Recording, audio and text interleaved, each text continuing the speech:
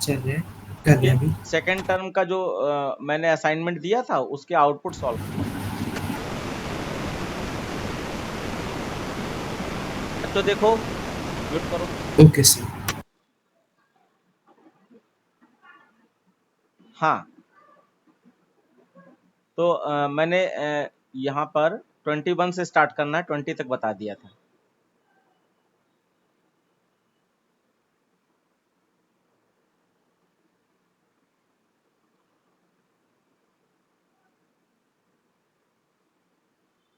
देखिए इसमें ए में 2 दिया है और बी में आपका 15 दिया है। ये लूप चलाया गया 1 से 3 तक का, तो 1 3 से छोटा है, कंडीशन ट्रू। अब नीचे आए, अब यहाँ पर ए प्लस प्लस और माइनस माइनस बी बिना कोई कर्ली ब्रैकेट ओपन किए लूप का लिख दिया गया है। तो जैसा हम लोग जानते हैं कि अगर कर्ली ब्रैकेट ओपन ना किया जाए तो सिर्फ एक ही लाइन लूप के अंदर मानी जाती है। तो कई बार यहाँ पे कंफ्यूजन बच्चों को ये हो जाता है कि बच्चे सोचते हैं कि ये एक लाइन है तो यानी कि ये दोनों स्टेटमेंट लूप के अंदर हैं। लेकिन बच्चों यहाँ पर आपको एक और लॉजिक याद होना चाहिए या याद आना चाहिए कि जब कभी भी सेमीकोलन लग जाता है तो इसका मतलब एंड ऑफ लाइन हो गई। तो यानी ए प्लस प्लस जो लिखा है इसके बाद सेमीकोलन लग गया, इसका मतलब ये एंड ऑफ लाइन हो गया है। अब माइनस माइनस बी जो है ये भले ही हम इसके सामने लिख दें लेकिन ये नेक्स्ट लाइन माना जाएगा, यानी कि ये नीचे साइड में माना जाएगा। तो अगर बी माइनस माइनस बी नीचे साइड में है तो इसका मतलब लूप के अंदर सिर्फ ए प्लस प्लस या प्लस प्लस ए या ए प्लस प्लस ही है। तो आप लूप जब चलाओगे तो ए प्लस प्लस ही वर्क करेगा, एक लाइन के स्टेटमेंट चलना चाहिए कर्ली ब्रैकेट ना ओपन होने पर। तो ए प्लस प्लस चलेगा, जब लूप फॉल्स हो जाएगा तो माइनस माइनस बी होगा आपका। तो उसके हिसाब से अगर इसको चला के देखा जाए तो आई में 1 है, 1 3 से छोटा है, नीचे आया और ए प्लस प्लस हो गया तो ए इंडिविजुअल प्लस प्लस हो रहा है। और पोस्ट इंक्रीमेंट के हिसाब से आपको मालूम है कि वैल्यू चेंज नहीं करनी है, अगले स्टेप में चेंज करनी है। लेकिन जब कोई भी इंक्रीमेंट डिक्रीमेंट ऑपरेटर सेपरेट रूप से प्लस प्लस हो रहा होता है, यानी कि वो किसी स्टेटमेंट के साथ ज्वाइन नहीं है, तो इसका मतलब उसकी वैल्यू तुरंत चेंज कर दो, वो ज्यादा बेटर है। वो प्री हो चाहे पोस्ट हो, उससे कोई फर्क नहीं पड़ता। तो आप ए की वैल्यू यहाँ पे 2 थी तो आप प्लस प्लस करके 3 अपने आप कर दीजिए। ये ना सोचिए कि यहाँ तो 2 ही रहना चाहिए, क्योंकि अगर ये ए प्लस प्लस का कोई कैलकुलेशन हो रहा होता यहाँ पे तो 2 ही लेते, लेकिन हमें मालूम है बाद में आएंगे तो 3 ही मिलेगा, इसलिए तुरंत ही चेंज कर दीजिए। तो ये 3 हो गया, 2 था और फिर आई, फिर लूप ऊपर चला जाएगा, आई प्लस प्लस होके आपका 2 हो गया, 2 भी 3 से छोटा है। फिर से ए प्लस प्लस होके आपका 4 हो गया, फिर आई प्लस प्लस होके 3 हो गया, 3 3 के इक्वल है, कंडीशन ट्रू है, तो ए प्लस प्लस होके आपका 5 हो गया। तो ए की वैल्यू 5 हो गई। उसके बाद जैसे आई प्लस प्लस होके आपका 4 हुआ तो आप लूप से बाहर आओगे। जब लूप से बाहर आओगे तो माइनस माइनस बी मिलेगा आपको। तो बी के पास आपका 15 था, बी के पास आपका 15 था, तो माइनस माइनस करने से ये कितना हो जाएगा, 14 हो जाएगा। अब ए और बी को जब प्रिंट कराओगे तो ए आपका 5 प्रिंट होगा और बी आपका 14 प्रिंट होगा। तो ये बहुत अच्छा एग्जाम्पल बोर्ड में पूछा गया था, आप इस चीज को गौर करें, इसमें जो भी लॉजिक बताए हैं उनको भी ध्यान रखें।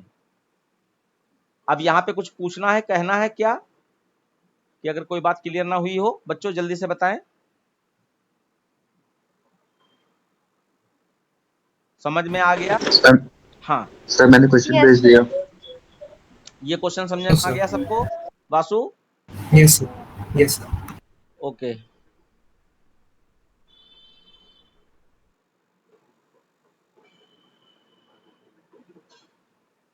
अनवित ने ये क्वेश्चन भेजा है, ठीक है मैं देख लेता हूँ।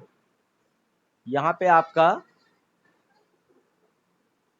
हाँ, जावा लिखा है, ए छोटा है, इंडेक्स ऑफ ए को ही ढूंढा गया है।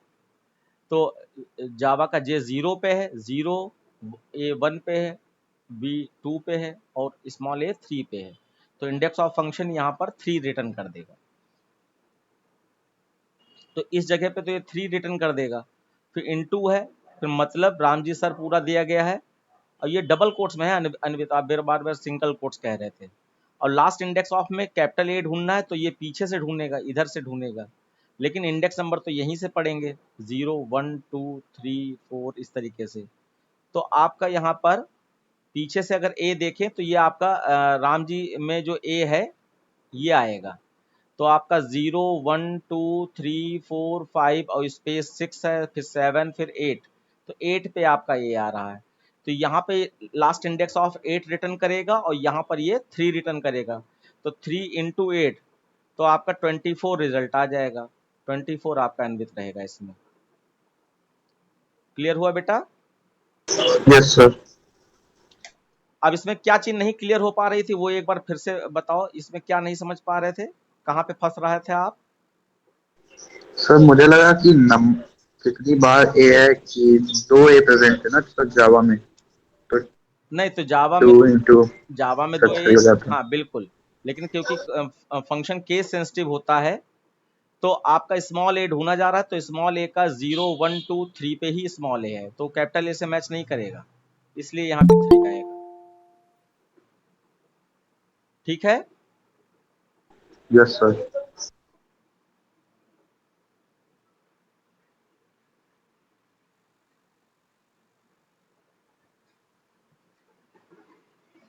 ओके, तो इस तरीके से आपका ये 5 और 14 आ गया है। नेक्स्ट देखा जाए।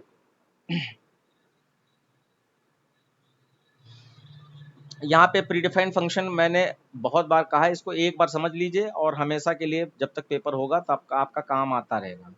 तो एबीएस फंक्शन क्या करता है, माइनस वाली वैल्यू को प्लस में कन्वर्ट कर देता है। अगर पहले से ही कोई चीज प्लस में है तो उसमें कोई चेंजेस नहीं करता है। तो ये -8 है तो प्लस में कन्वर्ट करेगा तो एब्सोल्यूट वैल्यू देता है, तो ये 8 आ जाएगा।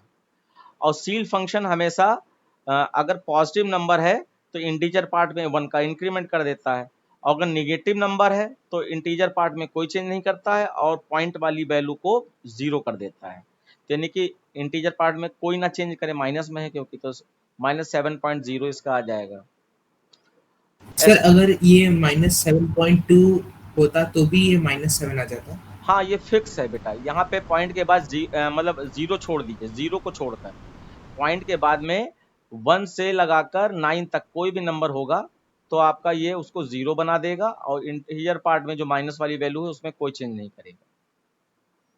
Okay sir. हाँ, फिर 64 का 8 आता है, स्क्वायर रूट 8 है। और फ्लोर फंक्शन क्या करता है, फ्लोर फंक्शन माइनस वाली वैल्यू में अगर पॉजिटिव नंबर है तब तो वो आपका जो है पॉइंट के बाद जो भी लिखा है वो हटा देगा, और इंटीजर पार्ट जैसा था वैसे रहेगा। जैसे अभी अभी अभी मैंने यहाँ पे सील में जो माइनस वाले उसमें लॉजिक बताया कि इंटीजर पार्ट में कोई चेंज नहीं करते हैं और डेसिमल पार्ट में 0 लगा देते हैं, सील में मैंने ऐसा बताया था। अब फ्लोर में अगर पॉजिटिव वैल्यू दी है, जैसे कि 9.2 दिया होता, तो जो सील में माइनस वाली वैल्यू में करते हैं फ्लोर में वो प्लस वाली वैल्यू में करते हैं। तो यानी कि अगर 9.2 दिया होता तो यहाँ पे 9.0 आ जाता है, यानी कि इंटीजर पार्ट में कोई चेंज ना करो और पॉइंट वाली वैल्यू में 0 लगा दो। लेकिन अगर माइनस में चीज दी गई है तो माइनस में ये इंटीजर पार्ट में एक सील का मतलब होता है बढ़ाना, तो एक बढ़ा देगा। तो यहाँ पे 9 जो है -9 में एक बढ़ाएंगे तो -10 हो जाएगा, तो -10 आपका यहाँ पर आंसर आ जाएगा। और क्योंकि फ्लोर जो है बढ़ाने का मतलब घटाना होता है, यानी कि आपके दिमाग में आ सकता है कि -9 है तो बढ़ाने का मतलब अगर बड़ी वैल्यू करेंगे तो वो आपका -8 आ जाएगा। लेकिन फ्लोर घटाता है, सील बढ़ाता है, तो फ्लोर घटाने का मतलब है -9 से -10 बना देगा, और पॉइंट के बाद में जो भी लिखा है वो 0 कर देगा। इस तरीके से आउटपुट आया है। उसके बाद कोई चीज पूछनी हो बेटा बोल देना, बीच में इंटरप्ट कर सकते हो।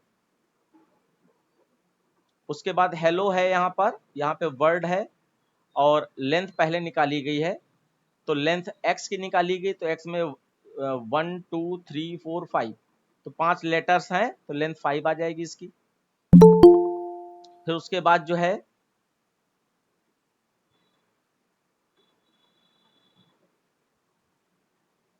हाँ, फिर आपका x डॉट इंडेक्स ऑफ, और उसके अंदर x डॉट कैरेट 3 दिया गया है। तो देखो ये नेस्टेड फंक्शन है, फंक्शन के अंदर फंक्शन लगा दिया गया है। तो अब x डॉट कैरेट फंक्शन पहले वर्क करेगा, तो कैरेट का मतलब होता है कैरेक्टर तोड़ना, तो 3 इंडेक्स नंबर पे x में जो भी है वो तोड़े, तो x में 3 इंडेक्स नंबर पे 0 1 2 3 पे सेकंड वाला l है, तो l टूट के इसके पास आएगा, और जब l आएगा तो ये किसको मिलेगा, इंडेक्स ऑफ फंक्शन को मिलेगा, और इंडेक्स ऑफ फंक्शन का काम है कि किसी भी कैरेक्टर का इंडेक्स नंबर बताए। तो क्योंकि यहाँ पे स्मॉल एल मिला है तो स्मॉल एल का इंडेक्स नंबर आपका एक्स में बताना है उसको। तो स्मॉल एक्स सॉरी एक्स में स्मॉल एल का इंडेक्स नंबर क्या बनेगा 0 1 2। तो जो भी पहला मैचिंग हो जाता है वही रिजल्ट दे देता है। तो पहला मैचिंग आपका इंडेक्स नंबर 2 पे एल मिल गया है, इसलिए यहाँ पर आपका 2 आ जाएगा। अगर ना समझ में आया तो फिर से एक बार रिपीट करें बेटा, आगे क्लियर हुआ? Yes sir. कैरेट फंक्शन से पहले वो 3 वाला लेटर तोड़ेगा तो 3 में एल ही दिया है तो एल ही तोड़ा उसने, और फिर एल मिला इंडेक्स ऑफ को तो index of left to right की ओर जब चलेगा तो जो भी पहला ए मिल जाएगा उसका इंडेक्स नंबर दे देगा। तो पहला एल जो है आपका इंडेक्स नंबर 2 पे आया है, इसलिए यहाँ पे 2 है। फिर उसके बाद y dot index of small E ढूंढ रहे हैं, तो y में स्मॉल ई है ही नहीं। तो जब भी कोई कैरेक्टर का इंडेक्स नंबर ढूंढते हो इंडेक्स ऑफ से, और अगर वो कैरेक्टर अवेलेबल नहीं है उसमें तो -1 देता है हमेशा, -1।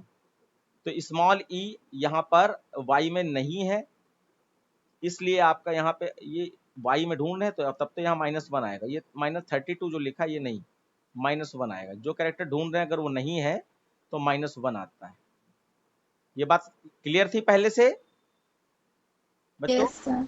हाँ, ये बात यस। क्लियर होनी चाहिए। उसके बाद जो है अब फिर से आपका प्लस प्लस माइनस माइनस है, तो यहाँ पर ए की वैल्यू एक्स की वैल्यू 5 है तो एक्स में प्री इंक्रीमेंट हो रहा है तो 5 से ये 6 बना देगा। फिर 6 जब ये बन चुकी है तो 6 आगे जाएगा और माइनस माइनस एक्स हो रहा है तो ये 6 को फिर से 5 बना देगा। और उसके बाद फिर से प्लस प्लस एक्स हो रहा है तो एक्स 5 हो चुका है तो इसको फिर से 6 बना देगा। तो 6 आपका 12 हो गया और 12 5 ऐड करेंगे तो 17 हो जाएगा। तो 17 आउटपुट आ जाएगा। y यहाँ पे एक्स्ट्रा है, इससे कोई लेना देना नहीं। हाँ, y की वैल्यू पूछी गई तो y में आपका यहाँ पे 17 आ जाएगा।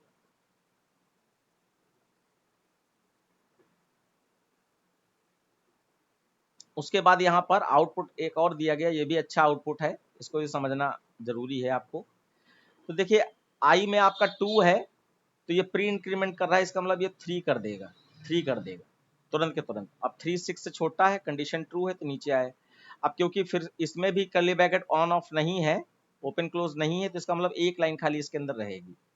तो k के पास क्या है 1 है और i के पास 3 हो चुका है, तो यानी कि पहले आपका 1 इंटू 3 हुआ तो आपका 3 आ गया, k के पास 3 पहुंच गया और उसके बाद लूप का नेचर ही ऊपर जरूर जाएगा। तो आपका ऊपर जब जाएगा तो फिर से i प्लस प्लस हो जाएगा तो ये 4 हो जाएगा। 4 भी 6 से छोटा है, कंडीशन ट्रू है तो नीचे आ जाए। अब k में 3 है और इसमें आपका i में 4 है और इंटू करा रहे हैं तो 3 इंटू 4 तो आपका 24 आ जाएगा, नहीं 12 आ जाएगा। कितना आ जाएगा बताओ? 12 आ जाएगा। ये 12 हो गया। उसके बाद फिर से लूप का नेचर है ऊपर चला जाएगा तो ये आपका 5 हो जाएगा। अब 5 लेस देन 6 है, कंडीशन 2 है, फिर से नीचे आ जाए तो 12 इंटू 5 कितना आ जाएगा 60। उसके बाद i प्लस प्लस फिर से होकर 6 हो जाएगा। अब 6 is less than 6, condition false, बाहर आएगा और एसओपीएल में k प्रिंट कराएंगे तो k में आपका 60 आ चुका है, इसलिए आपका 60 प्रिंट हो जाएगा। तो आउटपुट तो बच्चों इतने ही थे इसमें, और फर्स्ट टर्म वाले भी मैं चाहूंगा आउटपुट आप सॉल्व कर लीजिए। अब बच्चों क्या कोई को प्रोग्राम पढ़ना चाहेंगे या जो है कोई थ्योरी से रिलेटेड चीज पूछना चाहेंगे या कोई डिफरेंस वगैरह पूछना चाहेंगे? मेरा उम्मीद तो यही था कि आप लोग पढ़ के रखिए, काफी कुछ आपको अंदाजा मिल जाएगा। तो क्या बता दिया जाए, बताइए बच्चों। ये देखिए यहाँ पे मैं हल्का सा प्रोग्रामिंग के क्वेश्चन बताने की कोशिश कर रहा हूँ कि किसमें क्या है। अगर आपको लगता है कि ये क्वेश्चन हम बता दें तो आप बताइएगा तो मैं बता दूंगा। जैसे कि ये वाले क्वेश्चन में देखा जाए तो कोई एक आपका लाइब्रेरी है जिसमें से आप बुक इशू करवाते हो, तो बुक अगर आप जो है इशू कराते हो तो उसका रेट पैसा पड़ता है। तो पैसा यहाँ पर ये नेक्स्ट नेक्स्ट दिया गया है, इसका मतलब ये इलेक्ट्रिसिटी बिल वाले तरीके से पैसा कैलकुलेट करना है आपको। तो अगर फर्स्ट 5 डेज यानी कि पहले 5 दिन के लिए आप बुक ले जाते हो तो 2 रुपीज पर डे के हिसाब से लगेगा। फिर उसके 5 के ऊपर 7 दिन और अगर ले जाते हो यानी रखे रहते हो तो आपका 5 तो ये है ही और 7 और ऐड हो जाएगा तो आपका 12 डेज के लिए, मतलब सीधा सीधा बात है कि 12 डेज के अंदर अगर आप बुक रिटर्न करते हो तो आपको स्टार्टिंग के 5 डेज का तो 2 रुपीज पर डे पड़ेगा, लेकिन बाद के जो 7 डेज हैं उसमें आपने जितने दिन के लिए भी बुक रखी होगी तो 3.5 रुपीज पर डे पड़ेगा आपसे। और फिर आपका 7-5 टोटल ऐड कर दे तो 12 हो गया। तो अब 12 तो इससे ऊपर अगर यानी कि 12 से दिन से ऊपर के लिए आप रखे रहे तो यहाँ पर मान लीजिए 15 दिन के लिए रखे रहे तो 15 दिन में 5 दिन का तो आपको जो है 2 रुपए पर डे के हिसाब से कैलकुलेट करना पड़ेगा, और उसके ऊपर के 7 दिन आपको जो है 3 रुपए 3.5 रुपीज पर डे के हिसाब से कैलकुलेट करना पड़ेगा। और हमारे 15 दिन थे तो 15 दिन में कितने बचे, तो आप यहाँ पे 5 और 7 माइनस कर दीजिए, यानी कि 12 माइनस कर दीजिए, तो आपका 12, 13, 14, 15 3 दिन का बचा है। तो 3 दिन का रुपीज आपका 5 रुपीज पर डे के हिसाब से होगा। तो इस हिसाब से कैलकुलेट होता है ये। बच्चों आपको लगता है ये चीज बतानी चाहिए आपको, ये क्वेश्चन बता दें क्या? No sir. और साथ में लाइब्रेरी चार्जेस अलग से आपको 20 रुपए देना है, तो ये जो भी कैलकुलेट होगा इसमें 20 रुपीज और जोड़ दीजिएगा। ऐसे आपका नेक्स्ट क्वेश्चन है आपका कि आप a paper roll manufacturing company offers discount to dealer and retailer based on length of paper roll as per given criteria। तो जो भी ये कोई कंपनी है जो पेपर सेल करती है और पेपर रोल के रूप में होते हैं तो उसकी कोई ना कोई लेंथ होती होगी। तो कहा जा रहा है कि अगर अप टू आप 10 मीटर तक लेते हैं तो डीलर जो होगा यानी कि जो और लोगों को पेपर बेचता है, यानी कंपनी से लेगा और फिर और मार्केट में पेपर बेचता है।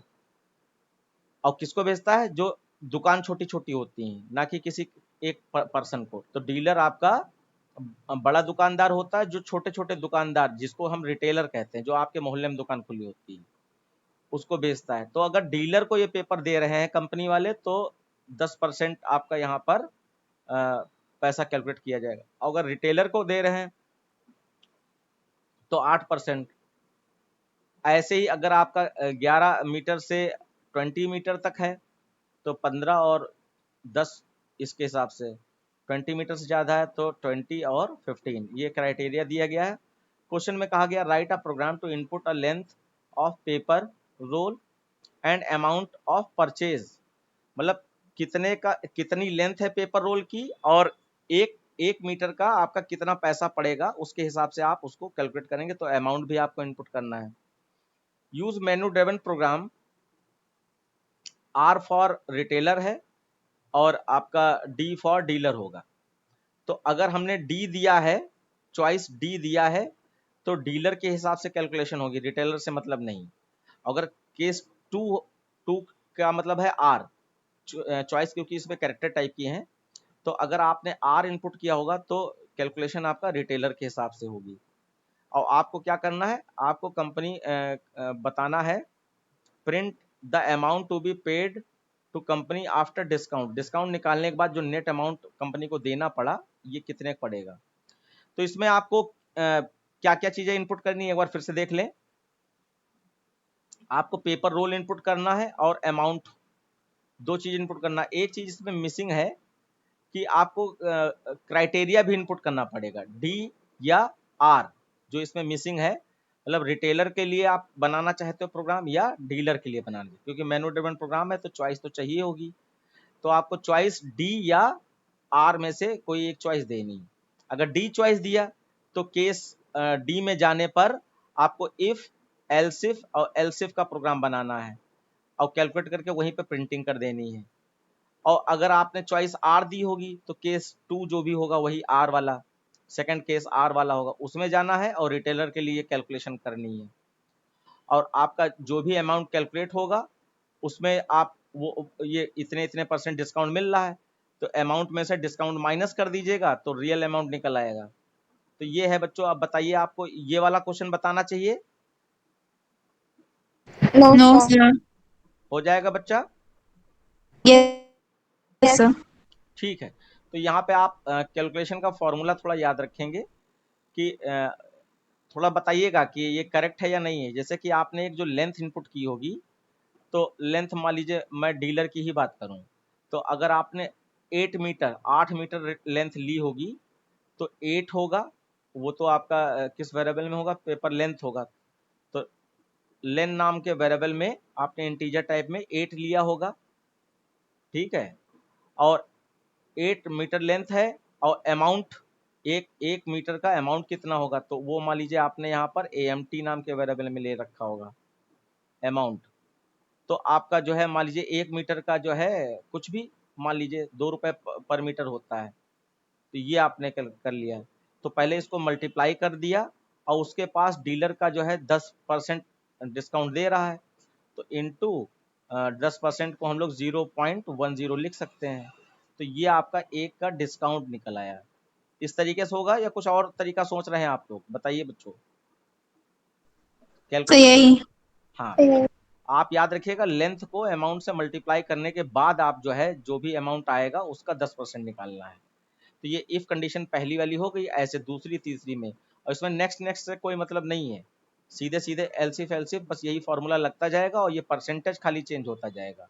केस 1 में ये रहेंगे और केस डी में ये रहेंगे और केस आर में आपके ये रहेंगे। फिर ये तो आसान वाला है, हम लोग टेस्ट वगैरह में भी देख चुके हैं, डिस्काउंट निकालने वाला क्वेश्चन है। हाँ, ये थोड़ा अलग टाइप का क्वेश्चन है, अगर किसी को ना समझ में आए तो आप बताइएगा, यही वाला बता देते हैं। यहाँ पे एक दीपक ट्रांसपोर्ट कंपनी है जो charges for carrying parcel as per city and weight, the tariff is given below. कोई ट्रांसपोर्ट कंपनी है दीपक ट्रांसपोर्ट नाम से, जो आपका पार्सल एक जगह से दूसरे जगह, एक सिटी से दूसरी सिटी के अंदर या एक ही सिटी में कई जगह पर ले जाती है, और वेट के हिसाब से, जितना पार्सल का वेट होगा उसके हिसाब से चार्ज लगेगा। तो ये कह रहे हैं कि अगर कोलकाता में आपको अपना, जहाँ कहीं भी ये होंगे उससे मतलब नहीं, अगर कोलकाता में आपको सामान भेजना है तो आपको वेट बताना पड़ेगा कि अगर अप टू 100 kg वेट है तो आपको 45 रुपये पर केजी के हिसाब से पड़ेगा, अगर मोर देन 100 है तो आपको यहाँ पर 75 रुपीज़ पर केजी के हिसाब से पड़ेगा। अगर मुंबई में भेजते हैं तो आप यहाँ पर ये वाला कैलकुलेट करेंगे और ये रेट रहेगा, चेन्नई में ये और दिल्ली में ये। तो ये कह रहे हैं कि write a program to input a city name, city name को कैरेक्टर के रूप में इनपुट करना है, कि अगर के दिया है तो कोलकाता माना जाएगा, एम दिया है तो मुंबई, और सी दिया है तो चेन्नई, डी दिया है तो दिल्ली। फिर फिर उसके बाद कहा गया एंड राइट एंड वेट, और वेट को इनपुट करना है ऑफ द पार्सल। फिर calculate and display the charges to be paid by the customer for booking. बच्चों बताओ, ये वाला बताया जाए कैसे सर होगा? हो जाएगा। No sir. जिनको नहीं लग रहा है कि नहीं हो पाएगा वो जरूर बोले, ये नहीं कि 4 बच्चे बोल रहे हैं कि हो जाएगा, तो आपको आइडिया, एटलीस्ट आइडिया तो ले ही लीजिए अगर आपको लगता है नहीं हो पाएगा। अगर हो जाएगा तो मैं नेक्स्ट क्वेश्चन देखूं। अदिति बेटा, आपको हो जाएगा ये वाला क्वेश्चन आपसे? Yes sir. Yes sir. तो बहुत अच्छी बात है, हमें लग रहा था ये कई बच्चों को नहीं आ रहा होगा। अगर कर ले रहे हैं तो बहुत अच्छी बात है, और नहीं तो आपको कहना पड़ेगा कि हाँ सर बता दीजिए।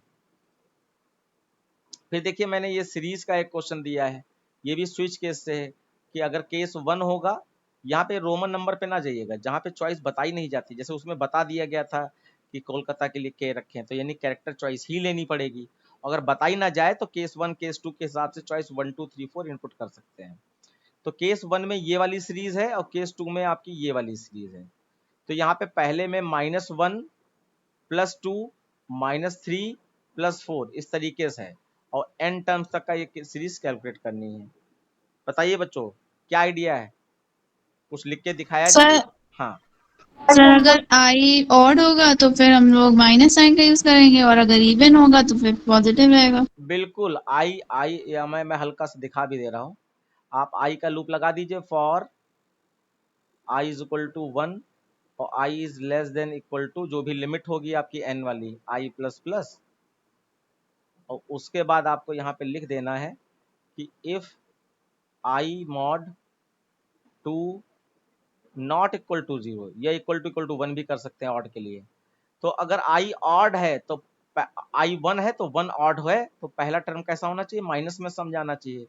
तो सम इज इक्वल टू 0 आपने ले रखा होगा, तो यहाँ पे sum is equal to sum minus कर देंगे, माइनस आई कर देंगे, क्योंकि 1 का ही माइनस होना है।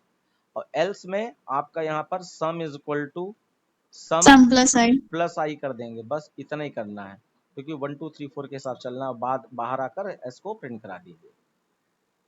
दूसरा देखिए यहाँ पर 1/2 है, फिर 2/3 है, फिर 3/4 है। तो अगर न्यूमिनेटर की बात करें 1/2 प्लस 2/3 प्लस 3/4 इस तरीके से चल रहा है अप टू n टर्म्स तक।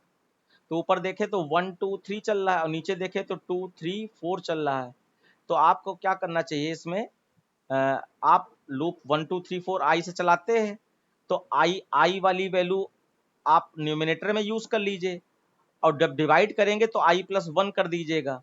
तो आई अगर 1 है तो आई प्लस 1 करने पर 2 मिल जाएगा, फिर जब आई प्लस प्लस होकर 2 होगा तो 2 प्लस 1 करने से 3 मिल जाएगा।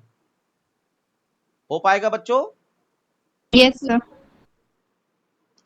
और बच्चे जो बैठे हैं प्लीज बोलते रहे, नहीं तो हमें लिखने में टाइम थोड़ी लगेगा, मैं इतना ही लिख के बता दूंगा। अच्छा जो लिखा तो है ही आपका, थोड़ा सा मैं बता भी देता हूँ।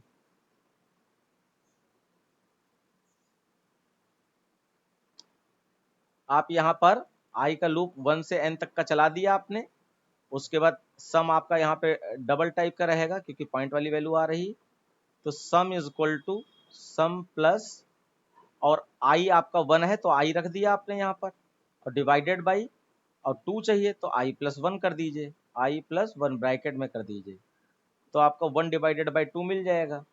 और उसके बाद जो है जब आई प्लस प्लस होकर 2 होगा तो यहाँ 2 आ जाएगा, यहाँ 2 प्लस 1 3 आ जाएगा, तो 2 डिवाइडेड बाई 3 मिल जाएगा।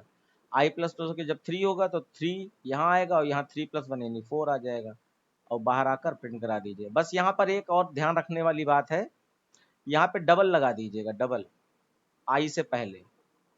तो टाइप कास्टिंग कर लेंगे तो क्या होगा, पॉइंट में एग्जैक्ट वैल्यू आ जाएगी, नहीं तो आपका पॉइंट वाली वैल्यू छोड़ देगा, क्योंकि आई तो इंटीजर है, तो इंटीजर कैलकुलेट करेगा तो इंटीजर में ही रिजल्ट दे देगा, इसलिए यहाँ पे डबल लगा दीजिएगा।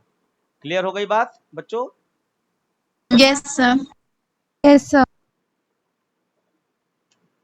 उसके बाद देखिए ये आपका एक क्वेश्चन दिया गया है स्विच केस से, जिसमें केस 1 में आपको फिबोनाची सीरीज जनरेट करनी है 10 टर्म्स तक, और केस 2 में आपको क्या करना है, sum of digit of integer inputted by, यानी कि केस 2 में आपको एक नंबर इनपुट करना है, उसका सम ऑफ डिजिट करना है।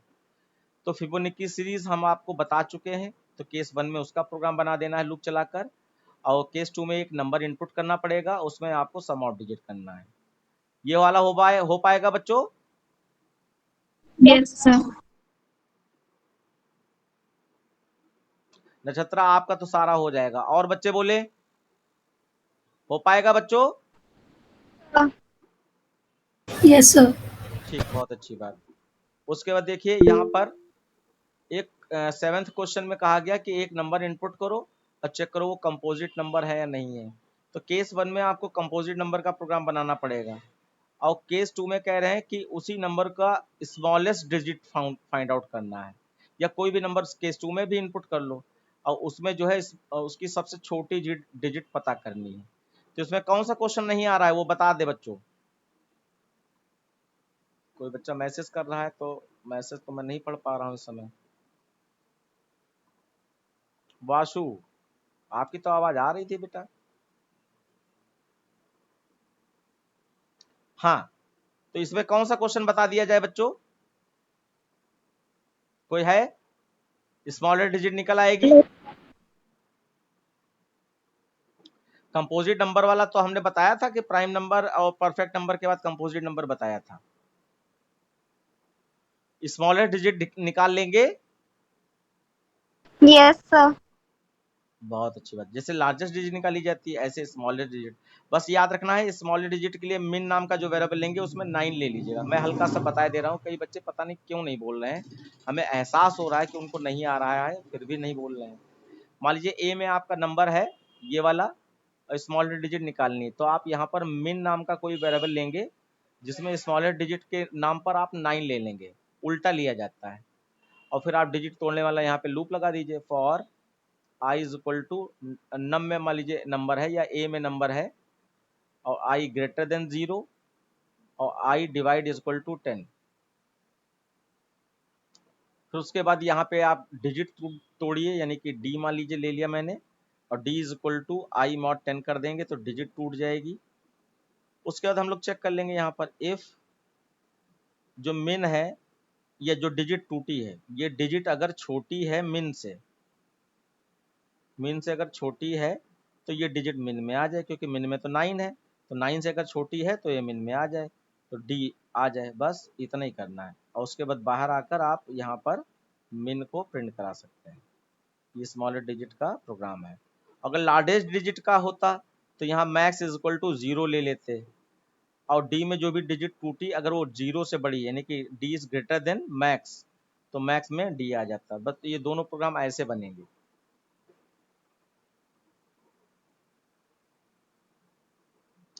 फिर यहाँ पर बच्चों right a programme generate pattern. अच्छा पैटर्न है, कोई एक वर्ड है एंटर करना है, जैसे वाटर एंटर किया आपने तो इसका पैटर्न प्रिंट हो जाएगा। तो ये भी चॉइस वाला है, तो केस 1 अगर चॉइस है तो आपका वाटर का ऐसे प्रिंट होना चाहिए, और केस 2 चॉइस है तो वाटर का ऐसे प्रिंट होना चाहिए। बच्चों इस वाले क्वेश्चन को कर पाएंगे? ये तुरंत बता दूं मैं।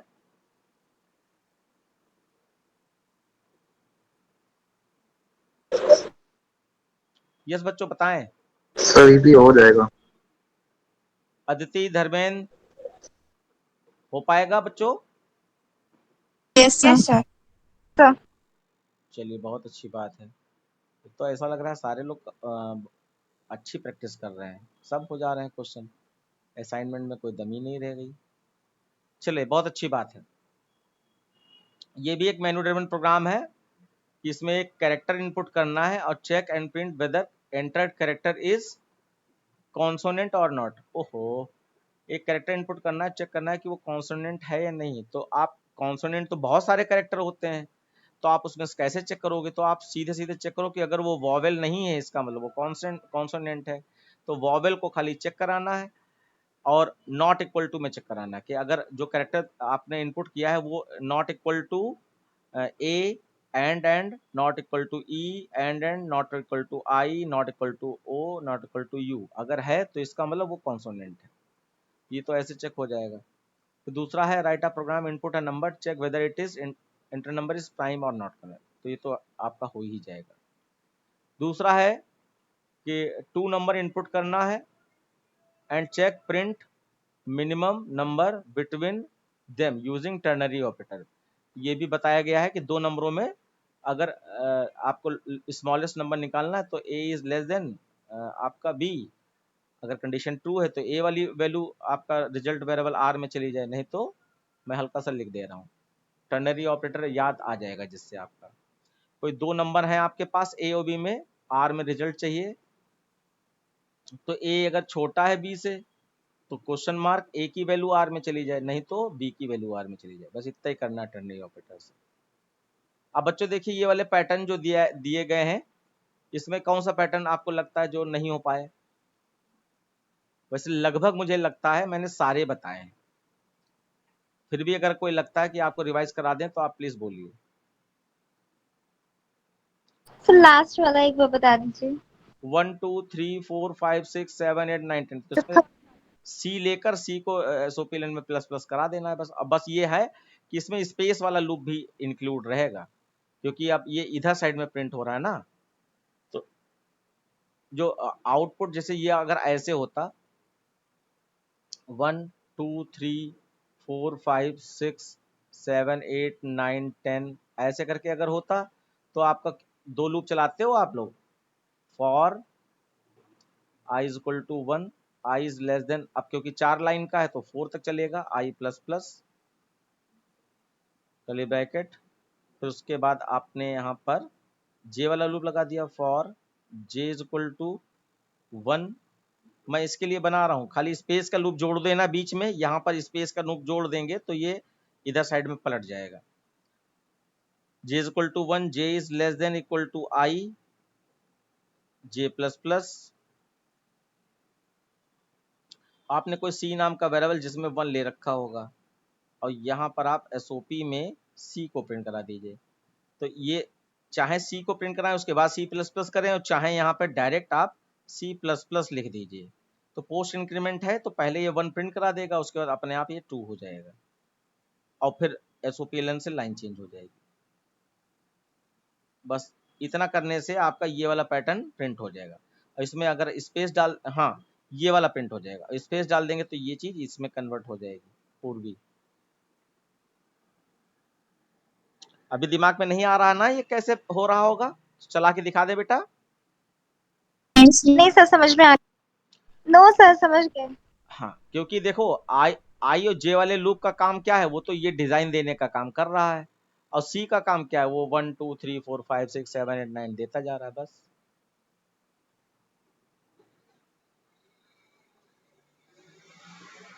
उसके बाद एक नंबर इनपुट करें, चेक करें वो पैलिंड्रोम है या नहीं है। ठीक, ये तो सबको आता होगा। एक क्वेश्चन है कि ये क्या है, write a program menu driven program that is accept number check whether display prime और आर्मस्ट्रांग यूजिंग स्विच केस। यानी केस 1 में आपको प्राइम नंबर का प्रोग्राम बनाना है, केस 2 में आपको आर्मस्ट्रांग नंबर का प्रोग्राम बनाना। तो ये भी हो जाएगा आपका। ये सीरीज देखो बच्चों, कोई सीरीज ऐसी लग रही जो नहीं हो पाएगी आपसे तो मैं बता दूं। पहली सीरीज आपका 1/2 है, दूसरी उसके बाद 3/4, 5/6, 2 बढ़ जा रहा है बस।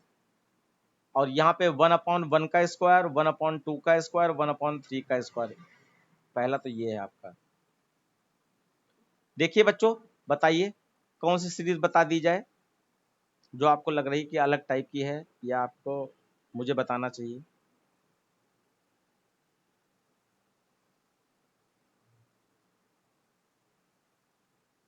हो पाएगा बच्चों? Yes sir.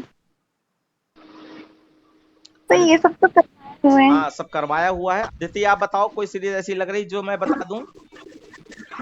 सर सेकेंड वाली सीरीज में 1/3 का क्यूब 14 क्यों लिखा है क्वेश्चन नंबर 14 में? 14 में सेकंड वाली सीरीज में 1/1 का सर क्योंकि स्क्वायर, लास्ट में 1/n का स्क्वायर। वो मिसप्रिंट है, वो 3 का स्क्वायर है। जब सब स्क्वायर है तो वो भी स्क्वायर होगा। ये स्क्वायर है बेटा,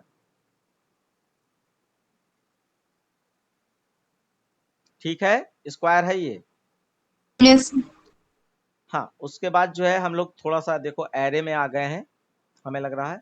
यहाँ पे write a program to input 20 student marks into single dimensional array, also input search marks. कौन से मार्क्स ढूंढने हैं आपको, किस मार्क्स को ढूंढना है, using linear search technique. Okay, तो लीनियर सर्च का ही पूरा प्रोग्राम है।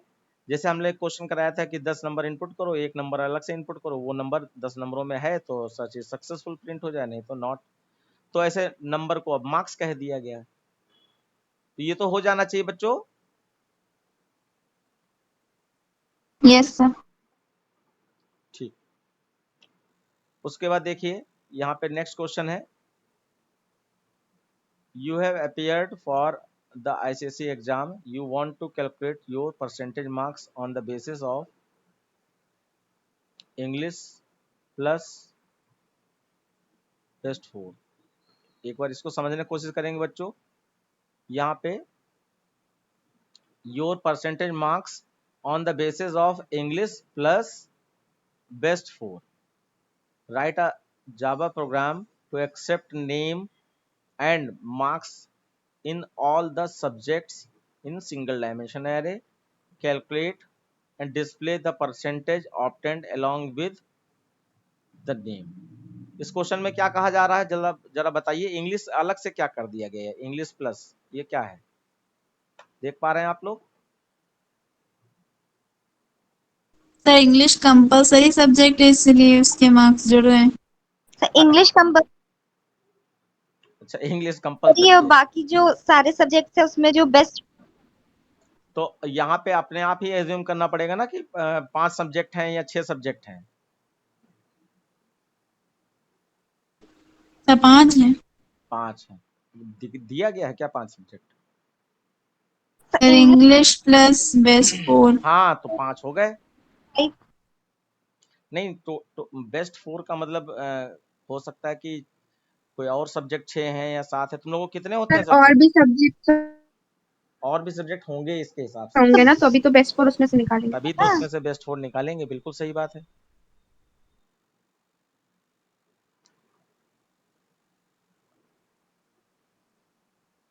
अब बेस्ट 4 का मतलब क्या हो गया कि एक एग्जांपल लें, जैसे हम किसी एक बच्चे का, मान लीजिए राम ने सब्जेक्ट 1, सब्जेक्ट 2, सब्जेक्ट 3, कितने होते हैं तुम लोगों के सब्जेक्ट? 10। बाप रे तो इसमें बेस्ट 4 बेस्ट 5 क्या चलता है तुम्हारे उसमें? बेस्ट 5 चलता है सर इसमें। सर बेस्ट 4 होता है प्लस इंग्लिश होता है। तो ऐसे तो 10 सब्जेक्ट के मार्क्स इनपुट कराने पड़ जाएंगे, और 10 सब्जेक्ट के मार्क्स इनपुट कराने के बाद में आपको यहाँ पे क्या कहा था, percentage, calculate your percentage marks on the basis of English plus best 4। तो बेस्ट 4 का मतलब ये हुआ कि जो भी ये आपके मार्क्स हैं इंग्लिश को छोड़ के, तो इंग्लिश का तो आप रखेंगे ही रखेंगे, बाकी आपके जैसे 9 सब्जेक्ट और जो बच्चे हैं उनके मार्क्स को आपको कंपेयर करना पड़ेगा। तो उसमें जो है आपको ये ढूंढना पड़ेगा कि सबसे हाईएस्ट मार्क्स 4 सब्जेक्ट ऐसे कौन से हैं। वैसे ये आपके स्टैंडर्ड का दिखाई नहीं पड़ रहा है। देखा जाए तो यहाँ पे आपको जो है ये जो एक इंग्लिश को छोड़ने के बाद में ये सारे सब्जेक्टों का टोटल करना पड़ेगा, टोटल करना पड़ेगा परसेंटेज। तो इसके अच्छा पहले टोटल तो बाद में करोगे, पहले तो इनमें से बेस्ट 4 कौन से हैं। तो बेस्ट 4 निकालने का मतलब ये हुआ कि अगर हम इन नंबरों को जो बच्चे का ये नंबर है, इन नंबरों को अगर या तो हम कंपेयर करें एक एक करके, और नहीं तो हम सॉर्टिंग कर दें, यानी कि इन नंबरों के ये जो इंग्लिश वाले सब्जेक्ट को छोड़ने के बाद इनको सॉर्टिंग कर दें डिसेंडिंग ऑर्डर में। तो 0 से लगाकर 3 तक आपके जो सबसे हाईएस्ट मार्क्स होंगे जिन बच्चों के, उनके नंबर ऊपर ऊपर आ जाएंगे, और उन्हीं को उनको टोटल करें, इंग्लिश वाले को टोटल करें, तो आपका परसेंटेज निकल आएगा। इस तरीके से होना, लेकिन ये आपके लेवल का है नहीं, क्योंकि उसमें सॉर्टिंग का खुद ही 15 नंबर का क्वेश्चन आता है, तो इसमें सॉर्टिंग करने की क्या जरूरत है। और कोई तरीका आपको नजर आ रहा है क्या करना पड़ेगा, जिसे आंखों देख के तो हम लोग पहचान सकते हैं कि हाँ ये बड़ा है ये छोटा है। कंप्यूटर को क्या बताओगे? कोई दिमाग में आइडिया आ रहा है किसी के?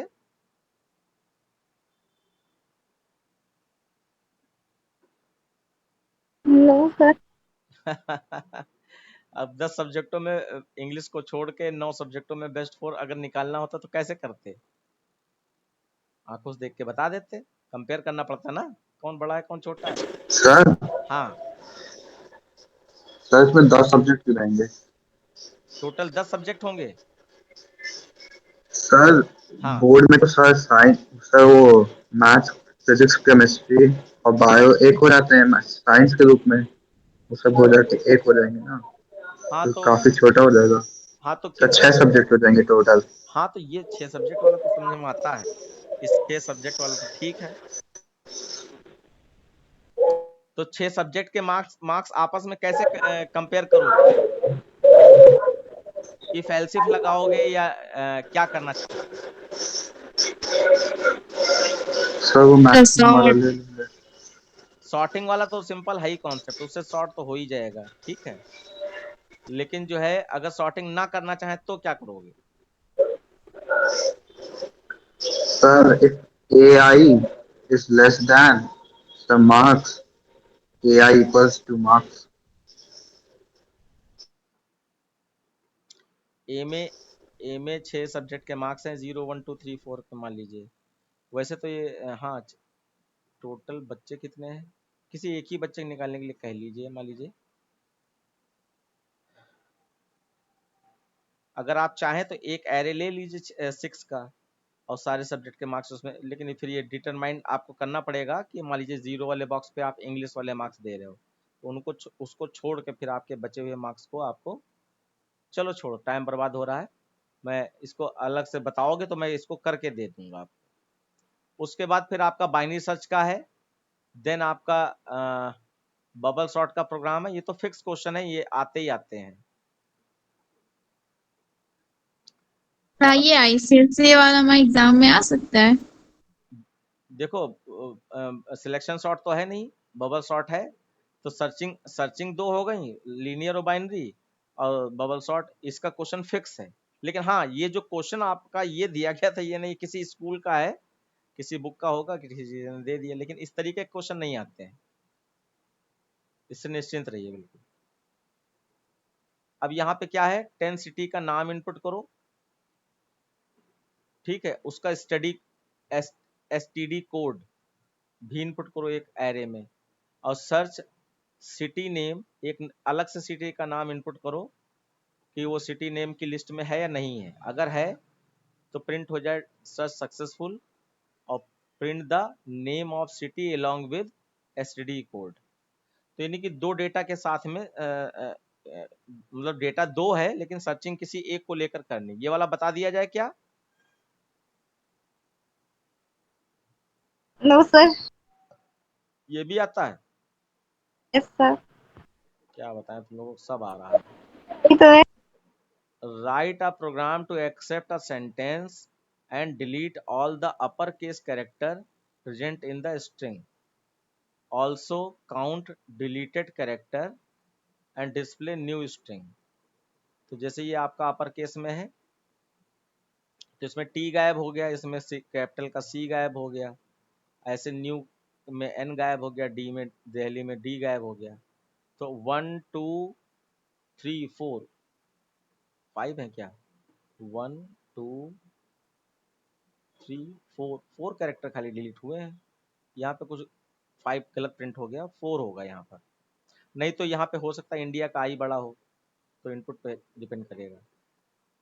और लेंथ ऑफ न्यू स्ट्रिंग, फिर बचे हुए कैरेक्टर इसमें आ जाएंगे। ये वाला करके दिखाएं क्या? किसको लगता है ये वाला नहीं हो पाएगा तो मैं उसके लिए कर दूं? अच्छा, मैं आइडिया तो दे ही दूं। कर दीजिए। हाँ, ये मैं आइडिया, वही तो मैं चाह रहा था कि थोड़ा सा आइडिया तो ले ही लीजिए आप लोग।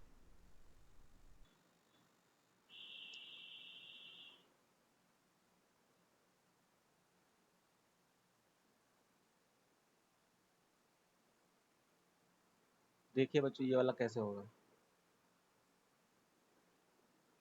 क्या आपने स्ट्रिंग नाम का, स्ट्रिंग टाइप का कोई एक वेरिएबल ले रखा होगा एस नाम का, उसमें आप इनपुट कर लीजिएगा। मैं यहाँ पर वही दा वाला सेंटेंस मान के चल रहा हूँ, वो इसमें स्टोर है।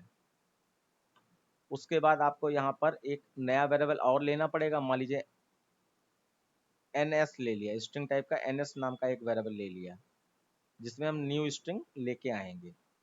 और इसकी लेंथ निकाल लीजिए, N is equal to S dot length.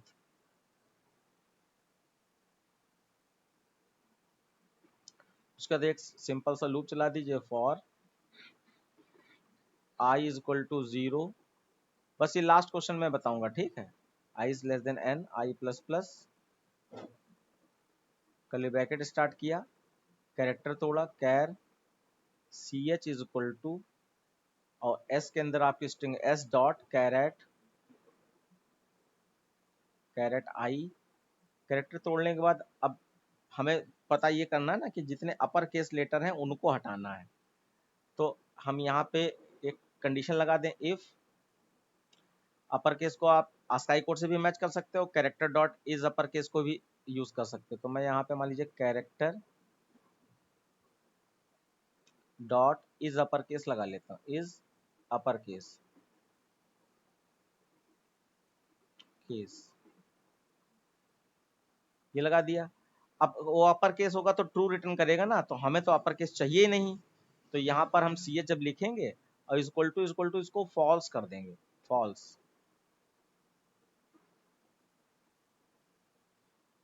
तो क्या होगा, जैसे दा का टी टूटा आपका, तो टी आपका जो है अपर केस में है, तो ये क्या रिटर्न करेगा, ट्रू रिटर्न करेगा। ये ट्रू रिटर्न करेगा, और ट्रू फॉल्स से मैच होगा बच्चों?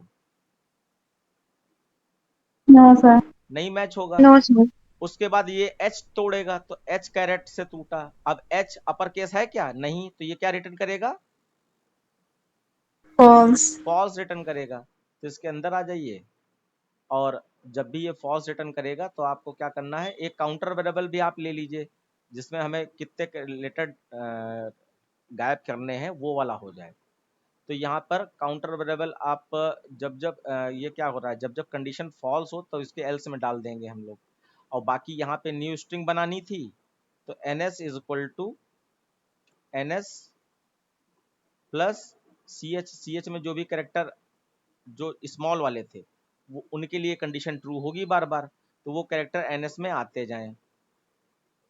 और जब जब अपर केस फंसेगा तो ये कंडीशन फॉल्स हो जाएगी, तो आप एल्स में चले जाइए और एल्स में आपका काउंटर वेरिएबल C++ कर दीजिए कि अपर केस वाला कैरेक्टर था इसलिए मैं गिन रहा हूँ। बस उसके बाद जो है प्रिंट करा दीजिए। प्रिंट कराते समय हमें ns की लेंथ निकाल लेनी होगी क्योंकि उसके भी नंबर ऑफ कैरेक्टर हमें बताने हैं। तो पहले आपने SOP जैसा मैसेज उसमें दिया था वैसे दे दीजिएगा। तो मान लीजिए आपने यहाँ पे ns प्रिंट करा दिया तो यानी ये नई स्ट्रिंग हो गई, और प्लस लगा के आप इसकी लेंथ भी अगर प्रिंट कराना चाहते हैं, लेंथ इज इक्वल टू, तो यहीं पे आप ns डॉट लेंथ लगा दीजिए।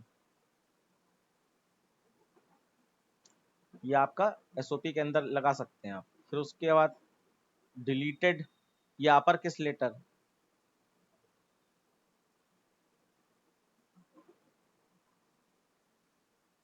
अपर केस लेटर में आप लोग यहाँ पर C प्रिंट करा दीजिए। बस ऐसे कुछ था, आइडिया लग गया होगा क्या कर रहा हूं मैं बच्चों। Yes sir. Yes sir. तो ठीक है, आप लोग जो है थोड़ा सा पढ़ के रखिए क्योंकि अब नया बैच स्टार्ट होना है या इसी बैच का रिवीजन स्टार्ट होना है। तो आप लोग जो है थोड़ा सा अपने फ्रेंड सर्किल में भी देख लीजिएगा, अगर कुछ नए बच्चे ऑनलाइन पढ़ना चाहते हैं, नक्षत्रा आप और जो भी बच्चे और हैं यहाँ पर, तो वो जल्दी से उनसे इंक्वायरी करवा देंगे जिससे कि हम क्योंकि अब हमारे पास और कोई रास्ता नहीं, या तो मैं नया बैच स्टार्ट करूं या तो मैं रिवीजन इसी तरीके की बहुत सारी शीट्स हमारे पास हैं उनको मैं कराऊं। लेकिन शीट कहाँ तक करोगे, बहुत लंबा समय अभी आपके पास है ना। क्योंकि असली पढ़ाई जो देखी जाए तो जब प्री बोर्ड आने वाला होता है नवंबर में या दिसंबर में, तो उसी समय होती, तो उसी समय हम लोग ये सारी चीज़ें करवाते हैं ज़्यादातर। ठीक है बच्चों, आज की क्लास यहीं तक रहेगी। Thank you very much. Thank you sir. Thank you sir. Okay.